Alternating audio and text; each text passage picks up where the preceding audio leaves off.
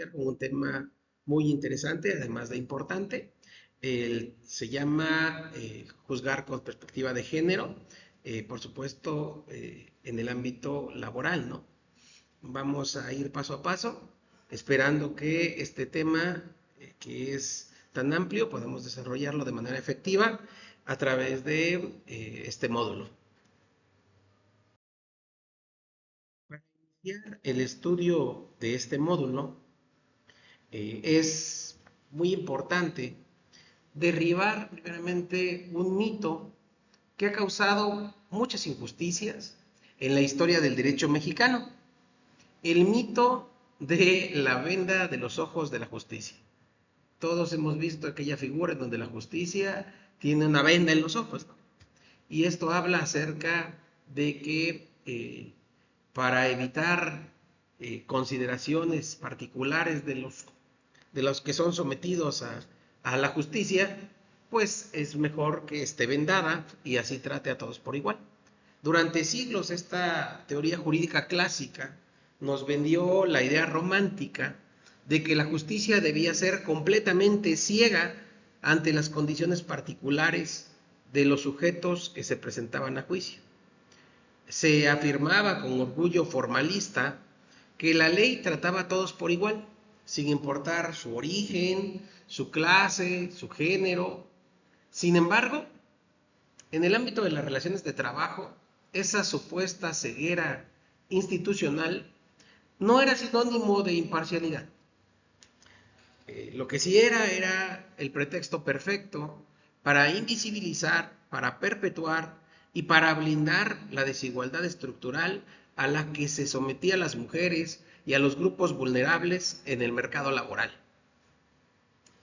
Si bien es cierto, el derecho del trabajo nació históricamente como una rama del derecho diseñada específicamente para corregir las diferencias y las asimetrías existentes entre los dueños del capital y los trabajadores. Pero durante décadas, este derecho protector se olvidó que la clase trabajadora no es homogénea. Es para todos claro que al interior de la fuerza del trabajo coexisten identidades, roles sociales y vulnerabilidades agravadas que el formalismo procesal simplemente se negaba a ver. Por lo que juzgar con perspectiva de género, estimados alumnos, es el acto de retirar esa venda selectiva y colocarse unos lentes analíticos que permitan observar que de manera pues clara, sin asignación sociocultural de roles, estereotipos y dinámicas de poder que puedan afectar de forma diferenciada a hombres y mujeres en el acceso, permanencia, ascenso y terminación de sus trabajos, de sus empleos. No se trata de un ejercicio de simpatía ideológica o de una concesión que se le ocurrió al juzgador o al legislador. Lo que sí es una exigencia del más alto rango constitucional que redefine por completo la función del juzgador en nuestro Estado democrático. La obligación de aplicar la perspectiva de género en la función jurisdiccional laboral deriva de manera directa e inmediata del reconocimiento explícito de los derechos humanos a la igualdad jurídica y a la no discriminación por razones de género. Estos valores se encuentran consagrados en los artículos primero y cuarto de nuestra Constitución Política de los Estados Unidos Mexicanos. Hablemos primero del artículo primero constitucional, el cual en su primer párrafo establece que en los Estados Unidos mexicanos todas las personas gozarán de los derechos humanos reconocidos en la Constitución y en los tratados internacionales de los que el Estado mexicano sea parte, así como de las garantías para su protección. Y su último párrafo instituye la denominada cláusula de no discriminación, dictaminando de forma clara, incluso tajante, podríamos decirlo, que está prohibida en el Estado mexicano toda discriminación motivada por el origen étnico o nacional, el género, la edad, las discapacidades, la condición social, las condiciones de salud, la religión, las opiniones, las preferencias sexuales, el estado civil o cualquier otra que atente en contra de la dignidad humana y tenga por objeto anular o menoscabar los derechos o las libertades de las personas. Por su parte, el artículo cuarto constitucional lo que hace es elevar a rango supremo un postulado fundamental. El varón y la mujer son iguales ante la ley. Seguramente ustedes, como estudiantes de derecho, comprenden que este mandato no alude a una simple igualdad formal o matemática, sino que el constituyente y los posteriores precedentes judiciales emitidos por la Suprema Corte de Justicia de la Nación han decidido o se han decantado de que estos numerales pues exigen la materialización de la igualdad sustantiva. Por ello es muy importante que nosotros tomemos en cuenta cuando hablemos respecto de la perspectiva de género o de la materialización de la igualdad sustantiva, estos artículos de nuestra Constitución. Por supuesto, cuando conectamos estos cimientos constitucionales con el derecho del trabajo, podemos notar que el artículo 123 de nuestra Carta Magna no puede ser interpretado de forma aislada. Cada una de sus fracciones, como la fracción quinta, que protege la maternidad y la lactancia, o la fracción séptima, que mandata que a trabajo igual debe de corresponder salario igual, sin importar sexo, pues cobra sentido pleno únicamente cuando se tamiza a través de esta perspectiva de género y a través de la constitucionalidad establecida en los tratados internacionales en materia del trabajo, lo que pues hace más fácil el poder entender pues cómo está consagrada la igualdad y la no discriminación pues de forma efectiva dentro de nuestra Constitución. Esto quiere decir, claro está, que cualquier norma, contrato colectivo de trabajo, reglamento interior o práctica patronal que genere un impacto diferenciado negativo basado en el género resultará pues flagrantemente inconstitucional.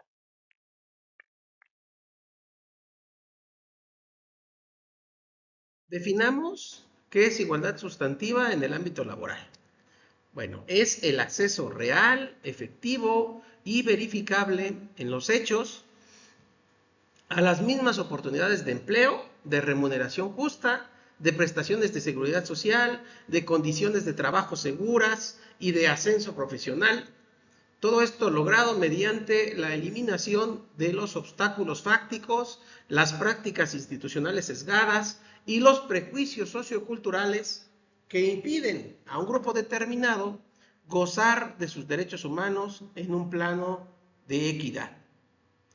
Cuando conectamos estos cimientos constitucionales con el derecho del trabajo, pues bueno, advertimos que nuestro artículo 123 pues no puede ser interpretado de forma aislada a los artículos primero y cuarto, ¿no? Entonces, con ello tendríamos un piso para poder entender qué es la igualdad sustantiva.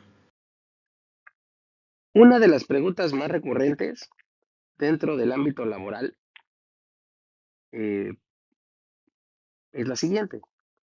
Si un juez puede aplicar la perspectiva de género si la trabajadora no lo solicitó expresamente en su demanda.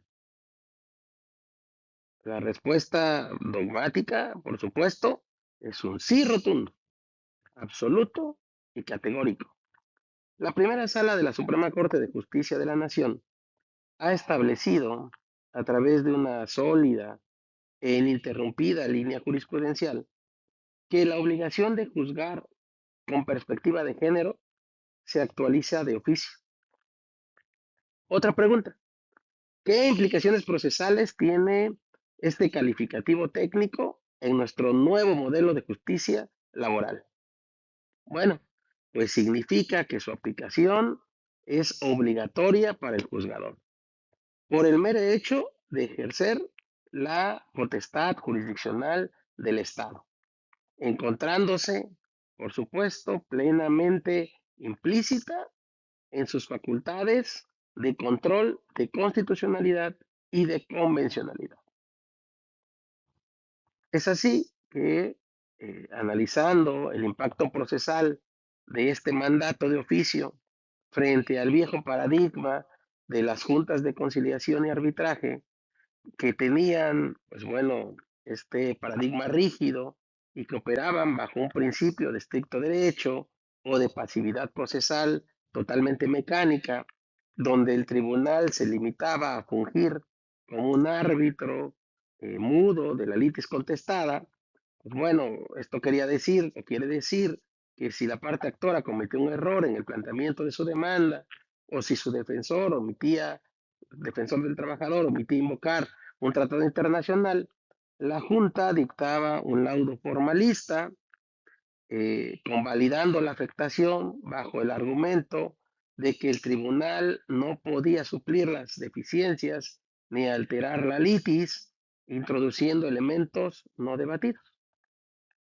Sin embargo, el nuevo paradigma activo y comprometido de los nuevos jueces en los tribunales laborales que ahora dependen del Poder Judicial, están asumiendo el rol que le corresponde conforme a la Constitución y a los tratados internacionales, es decir, un rol proactivo como garantes de los derechos humanos.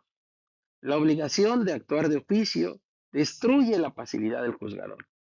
Si al analizar un expediente el juez detecta un indicio de asimetría, de poder, de violencia, de acoso o discriminación por razones de género, tiene la más alta responsabilidad jurídica de activar de forma inmediata la metodología correspondiente, sin necesidad de que medie petición de parte, queja o agravio formulado por la defensa, ¿no?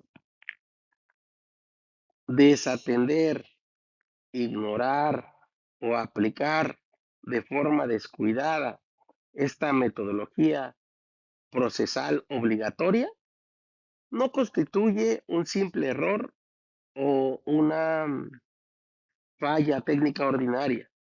Representa una flagrante violación al derecho humano de acceso a la justicia en condiciones de igualdad. Una sentencia emitida por un tribunal laboral que ignore el contexto de violencia de género y que convalide estereotipos discriminatorios, pues, por supuesto, se encuentra viciada de origen por inconstitucionalidad y es susceptible de que, vía juicio de amparo directo, pueda ser revocada, en beneficio, por supuesto, del trabajador y de su representante. Para el cumplimiento del mandato constitucional y convencional, nuestra Suprema Corte de Justicia ha diseñado, pues, una estructurada relación de pasos procesales de carácter obligatorio que todo juzgador debe desahogar de forma rigurosa y meticulosa al momento de instruir y resolver un conflicto laboral.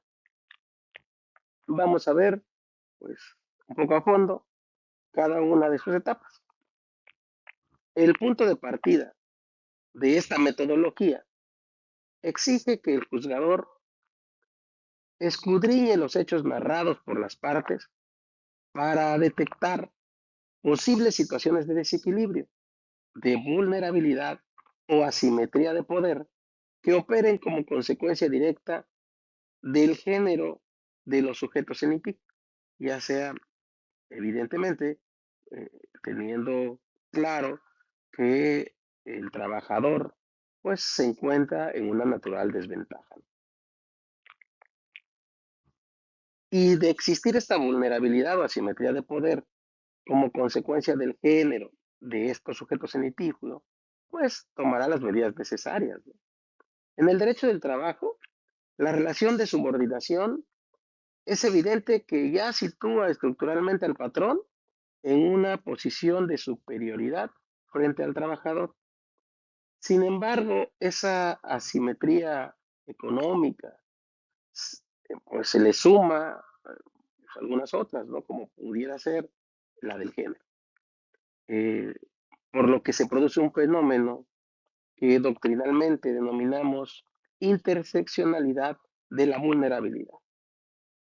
Para que ustedes como futuros abogados puedan identificar este desequilibrio de poder en un centro de trabajo, deben analizar si concurren los siguientes factores institucionales y socioculturales.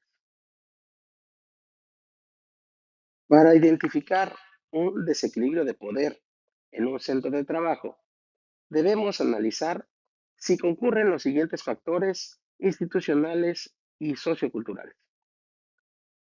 Primero, deberemos de analizar la jerarquía organizacional rigorista, es decir, si existe dentro de nuestro centro de trabajo. Evaluar si existe un presunto agresor o contraparte patronal que ocupe un puesto de dirección, de mando o supervisión que le permita controlar la estabilidad laboral, los horarios, las jornadas o los bonos de los trabajadores, de la trabajadora en lo particular, y utiliza dicha posición como mecanismo de coacción. Otro punto a identificar es la segregación ocupacional, tanto horizontal como vertical.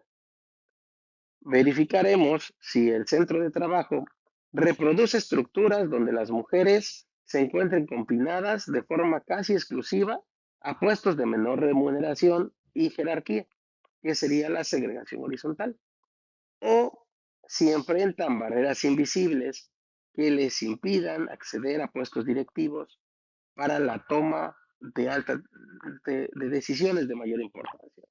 Y a esto le denominaremos segregación vertical o techo de cristal.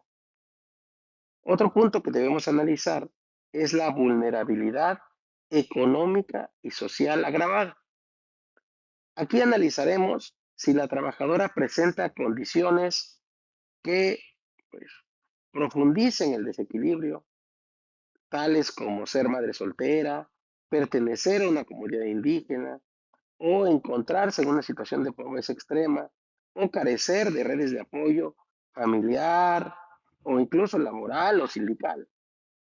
Detectar esta asimetría es fundamental porque redefine la forma en la que el juez debe de resolver. Cambia la forma en la que el juez calibra la igualdad procesal durante el juicio y le permite equilibrar la balanza para que la parte que se encuentre vulnerable pueda litigar su juicio en condiciones de verdadera equidad. El paso número 2 es donde el formalismo jurídico clásico sufre su mayor derrota. El juez tiene el deber ineludible de cuestionar la supuesta neutralidad tanto de las pruebas que son aportadas al juicio como del marco normativo aplicable. ¿Qué significa esto de cuestionar la neutralidad? Bueno, pues implica comprender que una norma jurídica o un elemento probatorio puede lucir impecable, abstracto y justo en su texto escrito, pero producir efectos profundamente discriminatorios y destructivos al momento de proyectarse hacia la realidad. Analicemos primero el cuestionamiento de la neutralidad normativa. Imaginemos una cláusula de un contrato colectivo de trabajo que establece que para acceder al bono de puntualidad y asistencia perfecta de fin de año, el trabajador no podrá acumular más de 10 días de ausencia justificada o injustificada durante el año. Textualmente, pues, como lo escuchamos, pues la norma se escucha neutral y se aplica pues de forma idéntica a hombres y a mujeres y no realiza distinciones basadas en el género. Sin embargo, al aplicar la perspectiva de género, el juez debe advertir que esta norma, aparentemente neutral, pues sí tiene un impacto diferenciado, adverso, sobre las mujeres trabajadoras, ya que debido a la asignación cultural y asimétrica de los roles de cuidado doméstico en nuestra sociedad, son las madres trabajadoras quienes mayoritariamente se ven obligadas a solicitar días de permiso justificado para atender ya sea las enfermedades de sus hijos, asistir a las juntas escolares o a cumplir con responsabilidad, pues, actividades de carácter familiar. Por lo tanto, esta regla que pareciera neutral termina privando a las mujeres pues de un beneficio económico, perpetuando con ello pues esta brecha salarial de género bajo pues esta, este velo, ¿no? De supuesta legalidad uniforme. Analicemos ahora el cuestionamiento de neutralidad probatoria. Por ejemplo, en los casos de rescisión laboral por conductas de hostigamiento o acoso sexual, los patrones suelen aportar como prueba documental pues actas administrativas, ¿no? Levantadas por el área correspondiente, ¿no? El área de recursos humanos de cada empresa, en donde consta que existen supuestas declaraciones de los compañeros de trabajo afirmando que nunca observaron alguna conducta extraña entre el agresor y la trabajadora, entre el gerente, entre el jefe de departamento y la trabajadora. O también estableciendo que la trabajadora siempre vestía de forma coqueta y muy sonriente. El juez, si fuese un juez formalista, ¿no? Admitiría y valoraría dicha prueba documental con un valor probatorio pleno, porque seguramente va a cumplir con todos y cada uno de los requisitos legales y formales exigidos por la ley. Sin embargo, un juez con perspectiva de género va a cuestionar de inmediato la neutralidad de esa prueba, advirtiendo que el acta administrativa fue realizada de forma unilateral por el empleador en un entorno de subordinación y que los testimonios de los compañeros de la trabajadora están viciados por el temor a perder el empleo o por sesgos de género, cultural o social, y que pretenden culpar a la víctima. Por lo tanto, el juzgador pues notará que dicha documental carece del valor convictivo para resolver esa controversia.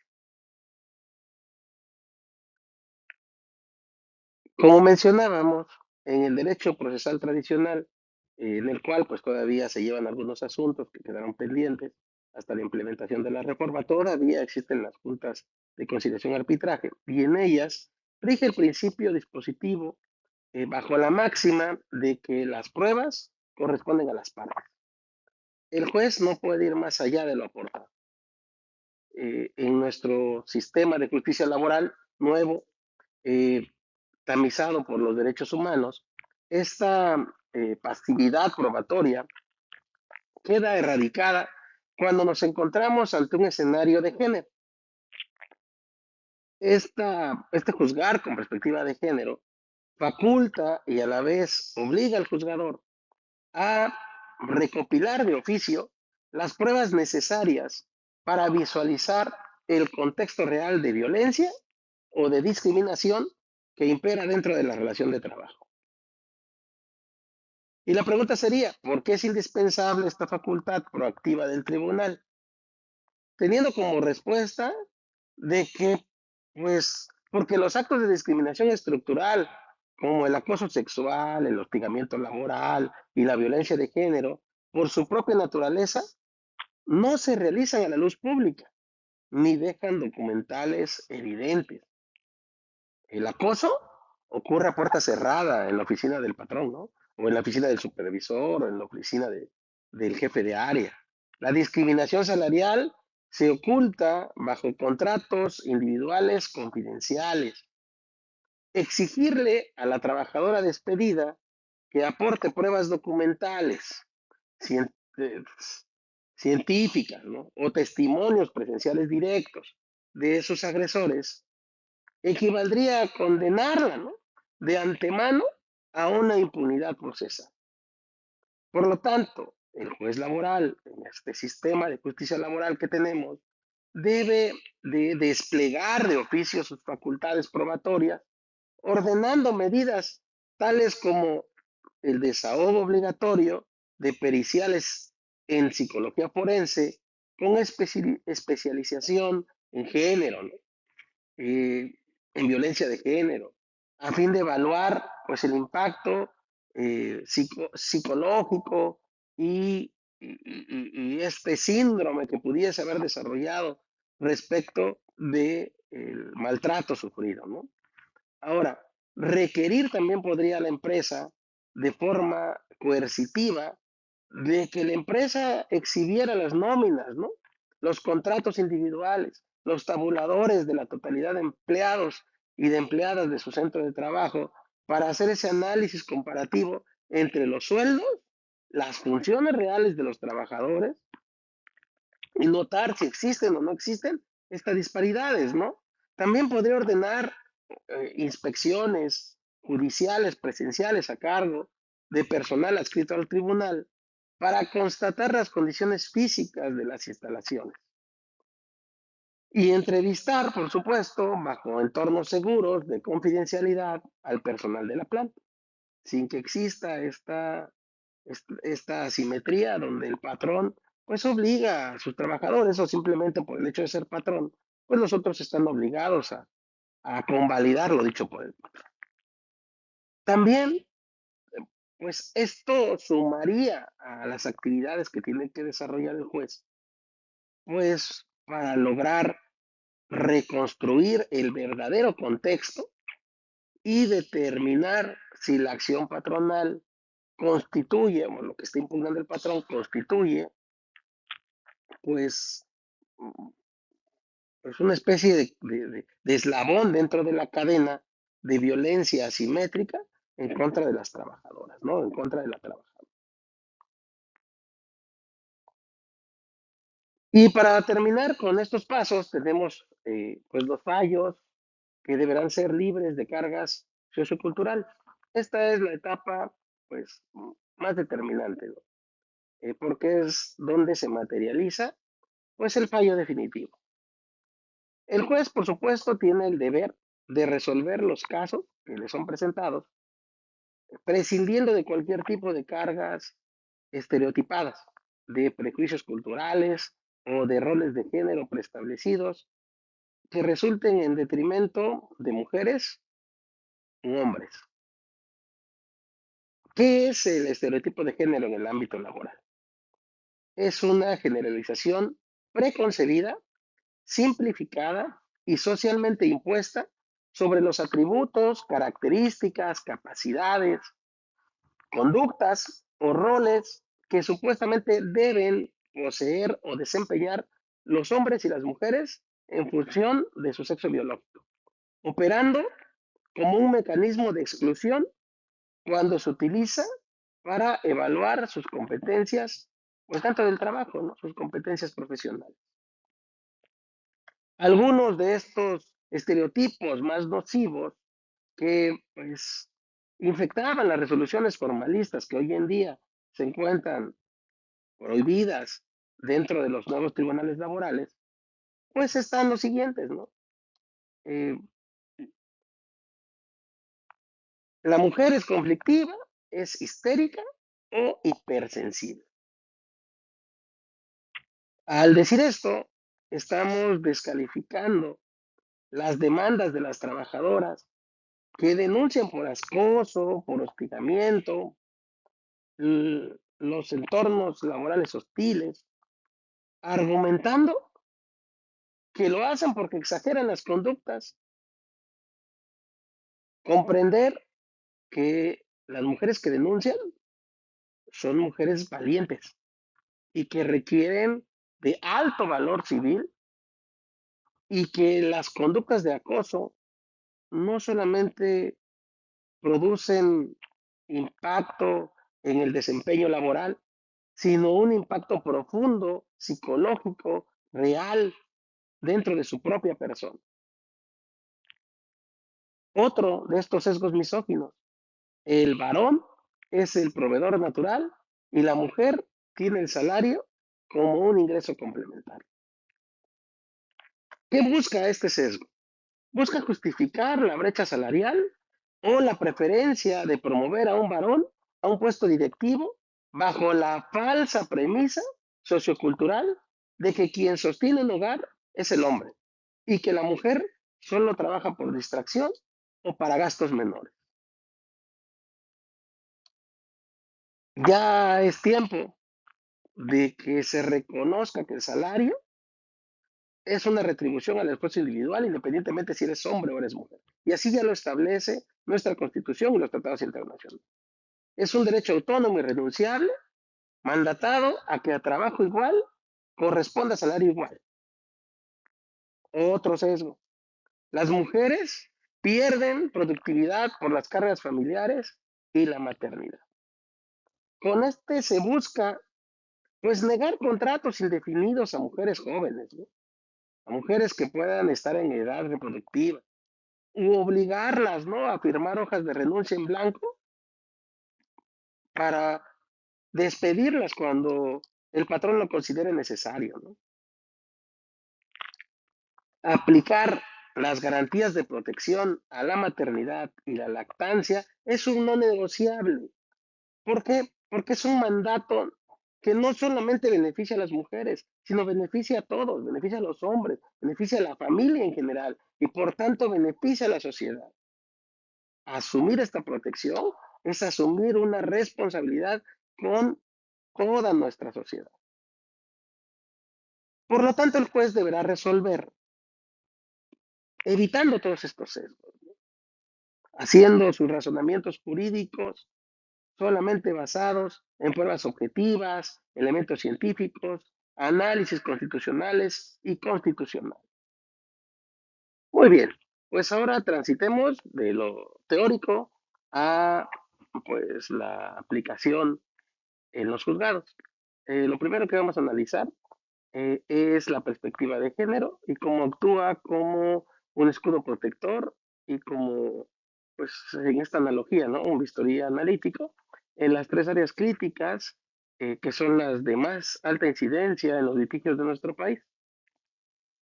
El primero de ellos, pues el sector del trabajo del hogar remunerado, constituye pues uno de los mejores ejemplos, ¿no?, que podemos poner. Eh, y pues es respecto de la neutralidad formal de las leyes y cómo eh, puede encubrir y validar esta discriminación estructural eh, con esta clara, pero aún prevalecente, eh, diferencias eh, en cuanto a género, ¿no? Entonces, analicemos los datos eh, que tenemos respecto de las personas que se dedican al hogar, al trabajo del hogar.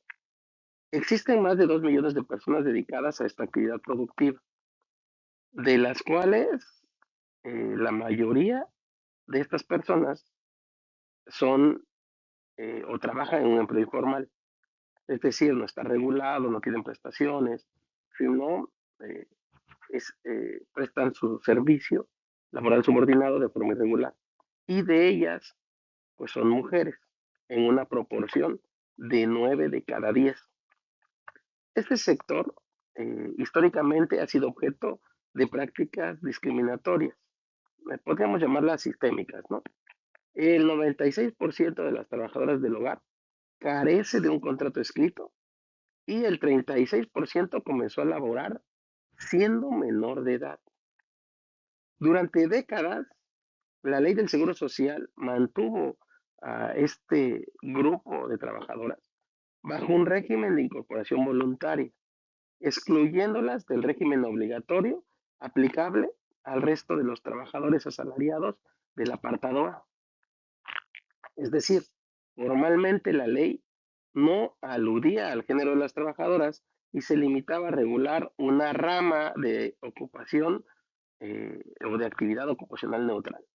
Sin embargo, al aplicar la perspectiva de género, los precedentes de nuestra Suprema Corte de Justicia logran que esa exclusión formal que producía un impacto desproporcionado, adverso e injustificado en contra de las mujeres, pues se denote y haga evidente que estaba vulnerando el principio de igualdad material del convenio 189 de la Organización Internacional del Trabajo. Por tanto, la Corte comprendió que mantener el trabajo del hogar en los márgenes de la voluntariedad equivalía a condenar a más de 1 millón de mujeres a la desprotección social, privándolas de los seguros obligatorios, de riesgos de trabajo, de invalidez, de vida, guarderías y retiro.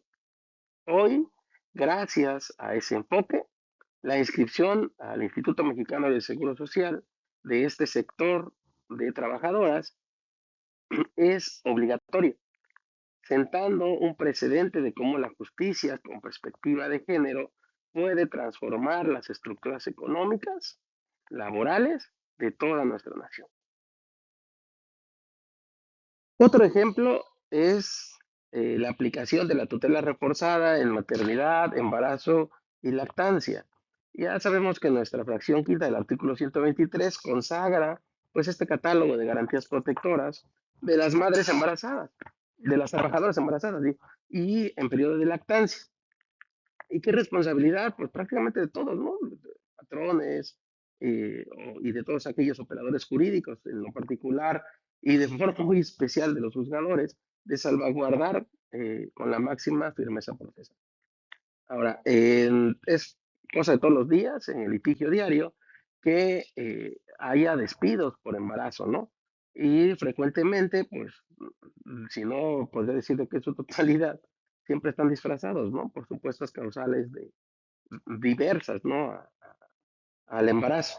Y pues lo hacen regularmente, ya sea por una rescisión, por faltas, ¿no? Por inasistencia. También por terminación del contrato por obra determinada. O hay una clásica, ¿no? Que la trabajadora renuncia voluntariamente firmando un convenio de mutuo acuerdo con una hoja firmada o pues a través de la coacción. Si aplicamos esta perspectiva de género, bueno, en el caso del juzgador, deberá de operar bajo un estándar probatorio de escrutinio, perdón, de escrutinio estricto, es decir, deberá de buscar y rebuscar respecto del tema de la carga de la prueba. Ahora, si la trabajadora acredita que se encontraba embarazada al momento de la ruptura del vínculo laboral, el tribunal debe presumir de inmediato que el despido obedeció a una motivación discriminatoria. Por supuesto, está orientada a evadir los costos económicos por las licencias de maternidad y por la no presencia de la trabajadora, ¿no? En las actividades laborales. También así por las cuotas de seguridad social. Corresponde única y exclusivamente al patrón demostrar de forma plena y fehaciente que existió una causa justificada, real y ajena al estado biológico de la mujer para rescindir el contrato. Si el patrón exhibe una hoja de renuncia voluntaria, el juez tiene la obligación de cuestionar la neutralidad de dicho documento, para lo cual pues seguramente ordenará periciales, grafoscópicas, documentoscópicas, que complementen y verifiquen que la firma no haya sido estampada, ya sea bajo coacción, bajo amenazas o mediante el uso fraudulento de hojas en blanco firmadas al momento de la contratación, buscando con ello desterrar, pues bueno, estas prácticas deleznables, ¿no? En en el ámbito laboral. Otro ejemplo de la aplicación de juzgamiento con perspectiva de género lo tenemos en esta búsqueda del cierre de la brecha salarial entre hombres y mujeres, ¿no? La fracción séptima de nuestro artículo 123 consagra el principio de que para trabajo igual debe corresponder salario igual, sin tener en cuenta ni sexo ni nacionalidad. Pero a pesar de la contundencia de este texto, la brecha salarial de género sigue operando en México, pues, de forma regular, ¿no? Y en algunas ocasiones, pues también simulada, ¿no? A través de sofisticados mecanismos que fomentan esta asimetría en la clasificación de puestos. En los juicios por nivelación salarial, seguidamente o regularmente las empresas suelen justificar las diferencias de salario argumentando que el varón ocupa el puesto de coordinador operativo, ¿no? De tal categoría y la mujer ocupa el puesto auxiliar de supervisión de la categoría, por decirlo, la primera A y esta B, por lo que al tratarse de puestos con denominaciones contractuales distintas, no aplica la fracción, es decir, le dan una denominación a los puestos de forma diversa, aunque realicen las mismas funciones, la nominación es similar y por lo tanto buscan justificar que exista una diferencia salarial a las mismas actividades, ¿no? Un juez que estuviese basado en el formalismo procesal anterior absolvería al patrón por constatar que los nombramientos presentados, así escritos, ¿no? Y firmados y sellados por la empresa, pues tiene puestos diferentes y tiene nombre diferente, entonces son puestos diferentes. Sin embargo, un juez que juzga con perspectiva de género tendrá que ir más allá del formalismo del nombre, ¿no? Y va a realizar un análisis de las funciones que realmente ejecuta cada puesto, ¿no? Y mediante la inspección de bitácoras, correos electrónicos, testimonios de trabajadores, demostrará si la trabajadora ejecutaba exactamente las mismas actividades de alta precisión, con el mismo grado de responsabilidad, de eficiencia y trabajo, y obviamente también la misma jornada laboral que su homólogo, el trabajador varón. Y pues bueno, el tribunal, si nota que son los mismos, eh, es decir, el mismo trabajo, las mismas actividades, el mismo horario, pues entonces inmediatamente pues tendrá que ordenar esa nivelación salarial y el pago retroactivo de las diferencias económicas correspondientes, ¿no? Esto lo haría, por supuesto, a través de las sentencias, ¿no? Y dentro de las sentencias seguramente establecería que las denominaciones de los puestos, pues no pueden utilizarse para ocultar, pues una discriminación salarial basada en el género de los trabajadores. Para consolidar lo aprendido sobre este tema, eh, pues les voy a recomendar consultar, analizar y discutir en su momento con sus compañeros pues, los siguientes, ¿no? El protocolo de la Suprema Corte de Justicia para juzgar con perspectiva de género, el convenio 111 de la Organización Internacional del Trabajo y también el video que les estoy mencionando. Entonces es muy importante y yo agregaría quizás indispensable que ustedes sigan preparándose en todos estos temas porque, pues, para aquellos que se dediquen al litigio y que gusten de la materia laboral, pues será pan de todos los días, ¿no? Recuerden estas reglas que hemos visto, esta metodología, pues no son precisamente para que, pues, pasemos un examen nada más, ¿no? Sino deberá de ser parte de sus compromisos éticos y profesionales con la justicia. Máxime que estamos hablando de un derecho social, ¿no? Por supuesto, los juzgadores laborales en México, ahora pues los jueces de los tribunales laborales, precisan, ¿no? De conocimientos eh, eh, técnicos suficientes y pues ustedes seguramente pues van encaminados hacia allá. Eh, Sería todo. La transformación de nuestro derecho del trabajo, por supuesto, está en las manos de las nuevas generaciones. Muchas gracias.